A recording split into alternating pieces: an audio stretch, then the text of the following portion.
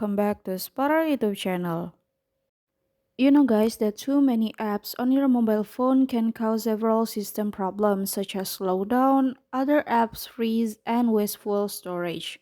So now I'm gonna show you how to remove or how to uninstall apps on Infinix GT10 Pro easily. Alright, the first go to apps that you want to uninstall. And you can long press on apps until there's menu like this, so you can click uninstall and ensuring that you want to uninstall this app. Click OK and the apps will not appear again on your apps list.